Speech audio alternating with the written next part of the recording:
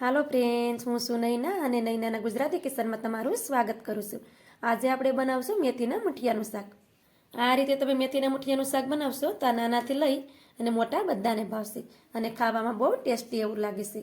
જે લોકોને મેથી ખાવાનું પસંદ નથી આવતું એ પણ આ શાક વારંવાર ખાશે. તો ચાલો રેસીપી બનાવવાનું ચાલુ કરીએ. આજે આપણે બનાવવાના છે મેથીના મુઠિયાનું શાક. તો તેના માટે આપણે એક વાટકો ભરીને મેથીની ભાજી લીધી છે. ભાજીને આપણે સારી રીતે પાણીથી ધોઈ અને નાના ટુકડામાં સુધારી લીધી છે. એક ચમચી આપણે મરચાં અને આદુની પેસ્ટ લીધી છે. થોડુંક આપણે લીલું લસણ લીધું છે. બી આપણે ડુંગળી લીધી છે, તેને પણ આપણે આ નાના ટુકડામાં સુધારી લીધી છે. એક ટમેટાને આપણે ખમણીને લીધું છે અને આપણા 4 થી 5 ચમચી જેટલો બેસન લીધો છે. બેસન જો વધારે જરૂર પડે તો વધારે પણ લઈ શકાય. તો પહેલાં તો આપણે ભાજીને સાઈડ પર રાખી દઈશું ને પહેલાં આપણે શાકનો વઘાર કરી લઈશું. શાકનો વઘાર કરી અને પછી આપણે મુઠિયા બનાવશું. ચાલો તો ગેસ તરફ જઈએ. શાક બનાવવા માટે આપણે કઢાઈ લીધી છે. તેમાં હવે આપણે 2 પાવડા ભરીને તેલ નાખી દઈશું. ગેસને આપણે ચાલુ કરી દઈશું અને તેલને આપણે સારી રીતે ગરમ થવા દઈશું. તેલ આપણું ગરમ થઈ ગયું છે. તેમાં આપણે અડધી ચમચી ભરીને જીરું નાખી દઈએ. હવે તેમાં આપણે લીલું લસણ નાખી દઈએ. ગેસને આપણે ધીમો કરી દઈએ જેથી કરી લસણ આપણું બળે નહીં. હવે તેમાં મરચાં અને આદુની પેસ્ટ નાખી દઈશું અને સારી રીતે તેને સાતળી લેશું. બધી વસ્તુઓ એ સારી રીતે સતળાઈ ગઈ છે. હવે તેમાં આપણે ડુંગળી નાખી દઈશું. ડુંગળીને પણ આપણે સારી રીતે મિક્સ કરી દઈશું અને ડુંગળીને પણ આપણે સાતળશું. ડુંગળીનો કલર થોડોક ચેન્જ થાય ત્યાં સુધી આપણે તેને સાતળવાની છે. ડુંગળી આપણી સારી રીતે સતળાઈ ગઈ છે અને તેનો કલર પણ થોડોક આમ ચેન્જ થઈ ગયો છે. હવે તેમાં આપણે ટમેટાની પેસ્ટને નાખી દઈશું. તેમાં આપણે સ્વાદ પ્રમાણે મીઠું નાખી દઈશું અને સારી રીતે મિક્સ કરી દઈશું. ટમેટાની પેસ્ટ નાખી અને તેમાં મીઠું નાખી દેવાનું જેથી ટમેટા છે એ તરત સડી જાય. હવે આ બધી વસ્તુને સારી રીતે પકાવવાની છે. બધી વસ્તુ આપણી સારી રીતે પાકી ગઈ છે. હવે આમાં આપણે મસાલા કરી લઈએ. તેમાં આપણે થોડીક હળદર નાખી દઈશું. ગેસને ધીમો કરી દઈશું. અડધી ચમચી ભરીને ગરમ મસાલો નાખી દઈશું.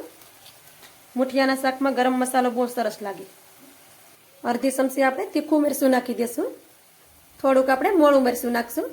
આ કશ્મીરી લાલ મરચું છે, તેનાથી શાકનો કલર સારો આવે, પણ તે તીખું નથી આવતું. બધી વસ્તુને મિક્સ કરી દઈએ. મસાલામાં આપણે 1 ચમચી જેટલું પાણી નાખી દઈએ જેથી કરી મસાલા આપણા બળે નહીં. હવે આપણે મસાલાને સારી રીતે પકાવી લઈએ.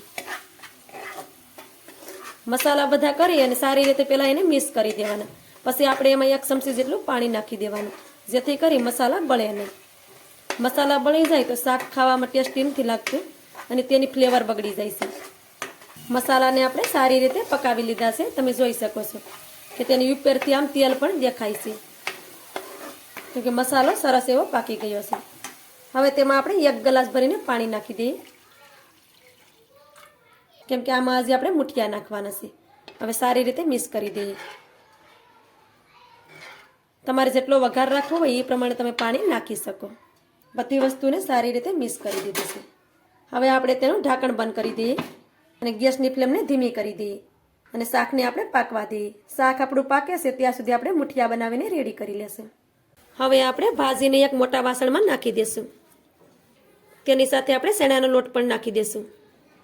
તેમાં આપણે અડધી ચમચી ભરીને મરચાં અને આદુની પેસ્ટ નાખી દઈએ. સ્વાદ પ્રમાણે મીઠું નાખી દેવાનું.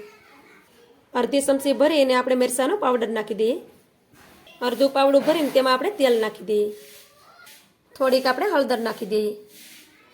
હવે તેમાં આપણે થોડાક અજમાને હાથોથી મસળી લેવાના. આ રીતે મસળી અને તેમાં નાખી દેવાના. એનાથી આપણે શાક ખાવામાં પસી જાય છે. તમે હિંગ ખાતા હોય તો હિંગ પણ નાખી શકો, પણ દરેક લોકોને હિંગની ફ્લેવર પસંદ નથી. હવે આપણે બધી વસ્તુને સારી રીતે મિક્સ કરી દઈએ. આમાં આપણે પાણીની જરૂર નહીં પડે.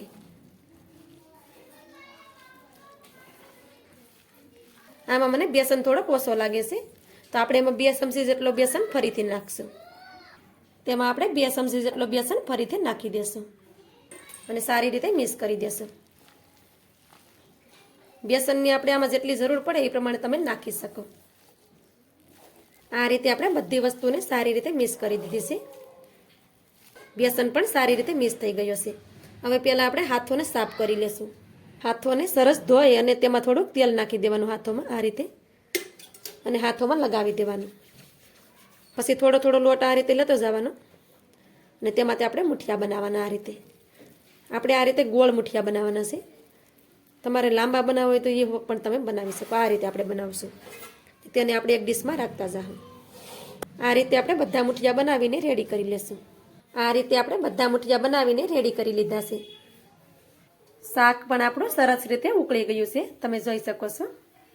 હવે તેમાં આપણે મુઠિયાને નાખી દઈશું. તો આ રીતે અલગ અલગ તેને નાખી દેવાના. તો આ રીતે આપણે બધા મુઠિયાને નાખી દીધા છે. હવે તેને આપણે સારી રીતે એકદમ મિક્સ કરી દઈશું. આ રીતે તો બધા મુઠિયા આ રીતે મિક્સ થઈ જાય પછી આપણે ઢાંકણ ઢાંકી દેવાનું છે. ઢાંકણ ઢાંકી અને આપણે આને 6 થી 7 મિનિટ સુધી પાકવા દેવું, જેથી કરી આપણે મુઠિયા પણ સારી રીતે પાકી જાય. શાકને આપણે 6 થી 7 મિનિટ સુધી પાકવા દીધું છે. ત્યારબાદ આપણે શાકને જોઈ લેવાનું. તો તમે શાકને જોઈ શકો છો કે આપણા મુઠિયા પણ સરસ રીતે ફૂલી ગયા છે, અને શાકમાં જાજો વઘાર પણ નથી, અને સરસ એવું આપણું શાક બનીને રેડી થઈ ગયું છે. અને મુઠિયાને પણ તમે જોઈ શકો છો કે એકદમ પોસારું જેવા આપણા મુઠિયા બન્યા છે. જો આ ખાવામાં બહુ ટેસ્ટી લાગે છે.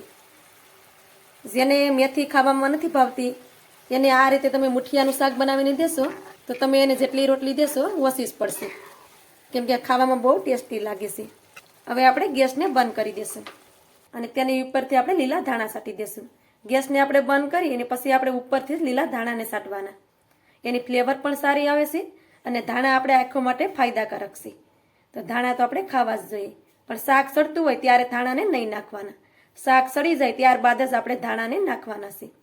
તો હવે તેની ઉપર ધાણા નાખી દઈશું. તો તમને આ મારી મુઠિયાની રેસીપી સારી લાગી હોય તો લાઈક કરી કોમેન્ટ કરી દેજો, અને તમારા ફ્રેન્ડ્સ અને ફેમિલીમાં શેર પણ કરજો. અને ચેનલ પર નવા હોય તો સબસ્ક્રાઈબ કરવાનું ભૂલતા નહીં. તો મળીએ આવી જ એક નવી રેસીપીની સાથે. ત્યાં સુધી બધાને જય માતાજી.